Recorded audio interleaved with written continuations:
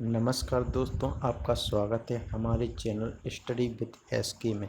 इस चैनल के माध्यम से हम हिंदी शिक्षण के कुछ महत्वपूर्ण प्रश्नों को लेकर प्रस्तुत हुए हैं। यह क्वेश्चन पूर्णतया सीटेट 2020 के अनुरूप ही इन क्वेश्चनों को आप लोगों के लिए तैयार किया गया है। यदि आप इन क्वेश्चनों को करते हैं तो हिंदी पेडागॉजी आप आसानी से कर सकते हैं। तो आइए चलते हैं टॉप 15 क्वेश्चनों की तरफ। इसमें से पहला क्वेश्चन है, एक भाषा शिक्षक के रूप में सबसे बड़ी चुनौती है। नंबर ए है बच्चों को भाषा सीखने के महत्व से परिचित कराना। नंबर बी है बच्चों की भाषा को संचार साधनों के प्रभाव से मुक्त रखना। नंबर सी है भाषा संसाधनों का अभाव है।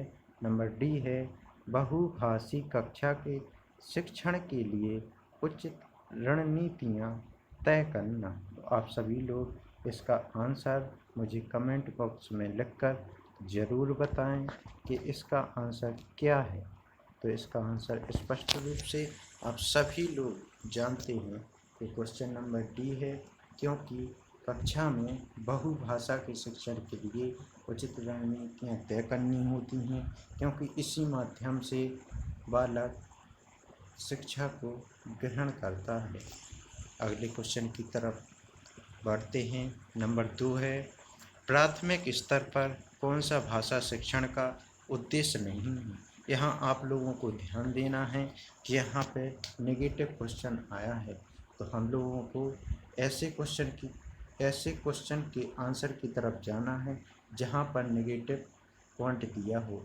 तो आप लोग यहाँ पे स्पष्ट रूप से देखें कि इसमें क्या नेगेटिव है। पढ़ते हैं नंबर ए की तरफ, स्पष्टतया एवं आत्मविश्वास के साथ अपनी बात कहना। नंबर बी है वर्णमाला को क्रम से कंठस्थ करना। नंबर सी है ध्वनि संकेत चिन्ह का संबंध बनाना।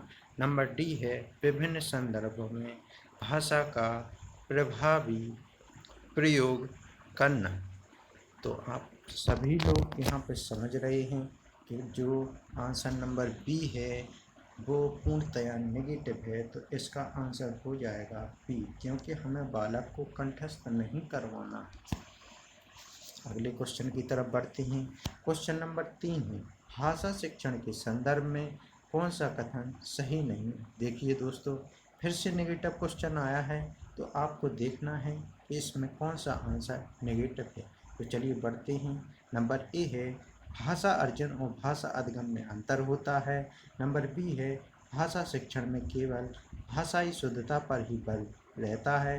नंबर सी है भाषा सीखने में अन्य विषयों को अध्ययन अध्यापन सहायक होता है। नंबर डी है समृद्ध भाषा परिवेश भाषा अर्जित करने में सहायक होता है। तो आप लोग सभी लोग इसका आंसर अपने कमेंट बॉक्स में बताते जाइए।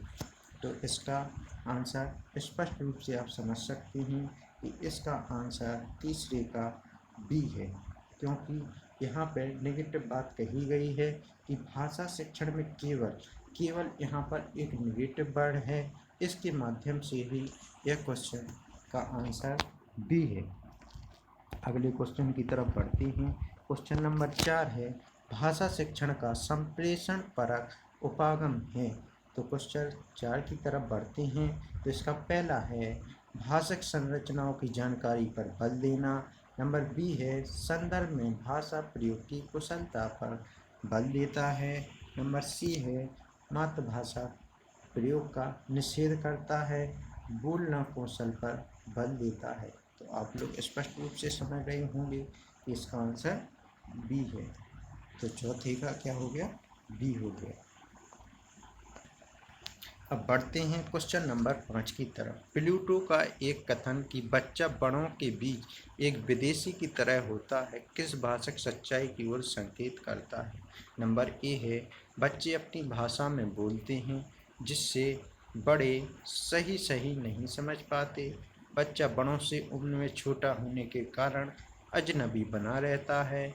नेक्स्ट है बच्चों की भाषा अपरिपक्व होती है। नंबर डी है बच्चों की भाषा के प्रति बड़ों का दृष्टिकोण संकीर्णता से परिपूर्ण होता है। तो आप लोग इसका आंसर बताएंगे। तो इसका आंसर है पांचवी का पहला।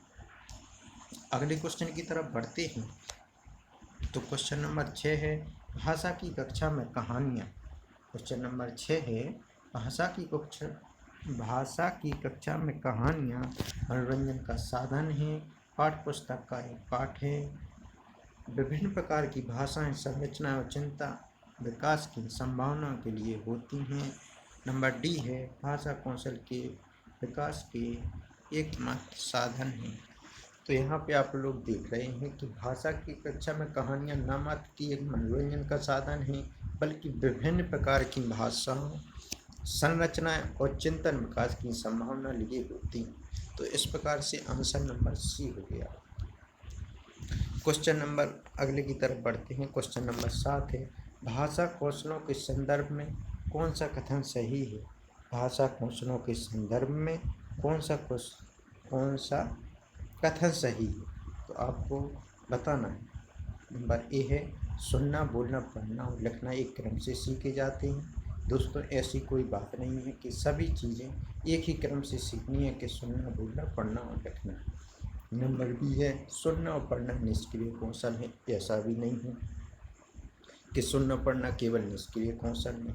पढ़ना लिखना में कोई संबंध नहीं है, ये भी नहीं है दोस्तों। सभी कौशल एक दूसरे के साथ अंतर संबंधित होते हैं। दोस्तों यह बिल्कुल सही आंसर है 7वें का डी। अगले क्वेश्चन की तरफ बढ़ते हैं। क्वेश्चन नंबर 8 है भाषा शिक्षण की प्रत्यक्ष विधि में क्या होता है, ये आपको बताना है। नंबर ए है मातृभाषा का निरर्थक हस्तक्षेप होता है। भाषा अर्जन की स्वाभाविक स्थिति का निर्माण होता है।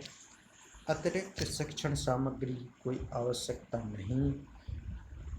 भाषा की विभिन्न संरचनाओं के लेखन हेतु अभ्यास पर बल दिया जाता है। तो आप लोग इसमें आसानी से बता सकते हैं क्योंकि क्वेश्चन नंबर ए पूर्णतः नेगेटिव है, नंबर सी भी नेगेटिव है और डी भी नेगेटिव है। तो 8वें का सबसे बेहतर आंसर होगा बी। अगले क्वेश्चन की तरफ देखते हैं। क्वेश्चन नंबर 9 है निम्नलिखित में से कौन सा द्वितीय भाषा शिक्षण का उद्देश्य नहीं है। तो आप लोगों को बताना है इसमें से कि कौन सा द्वितीय भाषा शिक्षण का उद्देश्य नहीं है। नंबर ए है विभिन्न क्षेत्रों स्थितियों में कि हिंदी की विभिन्न प्रयुक्तियों का समझने की योग्यता का विकास, हिंदी के व्याकरण के नियमों को कंठस्थ करना, दैनिक जीवन हिंदी में समझने तथा बोलने की क्षमता का विकास। नंबर डी है बोलने की क्षमता के अनुरूप लिखने की क्षमता का विकास। तो दोस्तों अभी हमने बताया था कि कंठस्थ करना एक नेगेटिव वर्ड है, तो इसी प्रकार से इसका आंसर बी हो जाएगा 9वीं का बी। अगले क्वेश्चन की तरफ बढ़ते हैं। 10 क्वेश्चन जो कि बहुत महत्वपूर्ण है, अधिकतर परीक्षाओं में यह देखा गया है। सीटेट में लगभग यह क्वेश्चन जरूर आता है। तो क्वेश्चन नंबर 10 को देखते हैं कि चॉम्स्की के कारण बच्चे भाषा सीखते हैं। भाषाई समाज। नंबर बी है भाषा अर्जन क्षमता। नंबर सी है भाषा आकलन क्षमता। व्याकरण नियमों की जानकारी से ही। तो आपको यह बताना है कि 10वें का आंसर क्या है।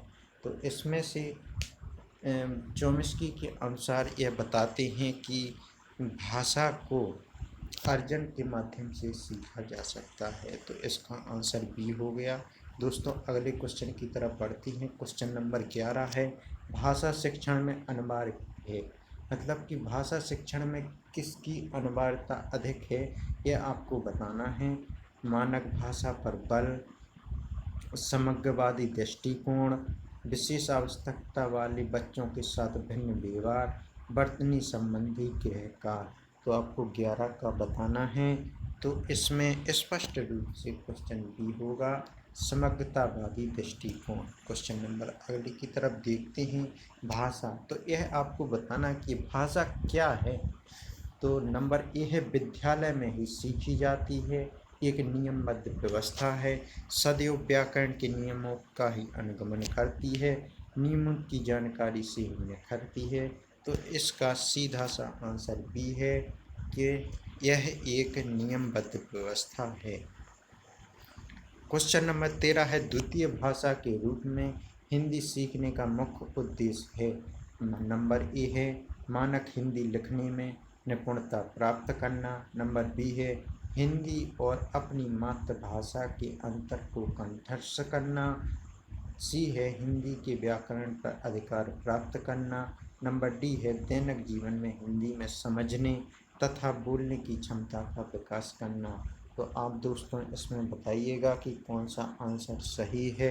तो स्पष्ट रूप से आप समझेंगे कि मानक हिंदी में लिखने में निपुणता प्राप्त करना एक कोई शिक्षण का या द्वितीय भाषा के रूप में हिंदी का कोई उद्देश्य नहीं है, जबकि आप समझेंगे कि दैनिक जीवन में जो हिंदी है उसे समझने तथा बोलने की क्षमता का विकास करना ही द्वितीय भाषा के हिंदी के सीखने का एक मुख्य उद्देश्य है। तो क्वेश्चन नंबर अगला पढ़ते हैं।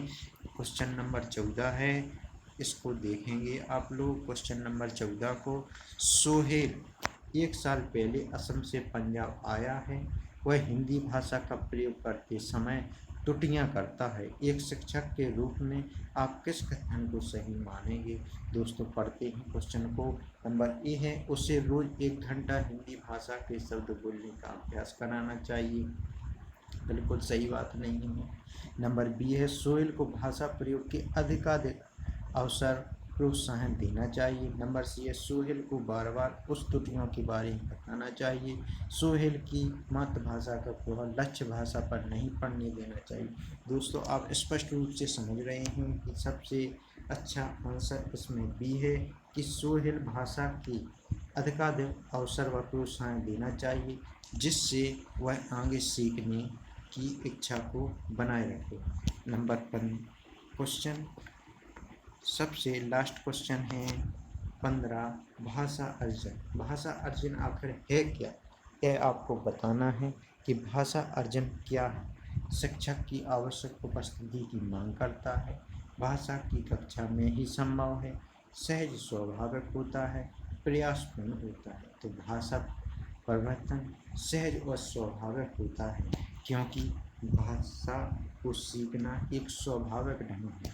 जब तक आपकी इच्छा नहीं होगी तब तक आप किसी प्रकार की कोई भाषा नहीं सीख सकते। तो यह दोस्तों आपको बताना है। यह वीडियो कैसा लगा, और ऐसा वीडियो यदि आप चाहते हैं तो हम शिक्षण के कुछ और क्वेश्चनों को लेकर प्रस्तुत होंगे। इसी प्रकार से यह क्वेश्चन करवाते जाएंगे, और हिंदी की पेडागोगी या जो हिंदी का शिक्षण है उसमें आपको किसी प्रकार की कोई भी समस्या नहीं आने वाली, यदि आप हमारी इस सीरीज को पूरी तरह से पालन करते हैं और पूरे क्वेश्चनों को अच्छे से पढ़ते हैं। अपनी नोटबुक में लिखकर इन प्रश्नों का बार बार अभ्यास कीजिए और पढ़ते रहिए। थैंक यू दोस्तों।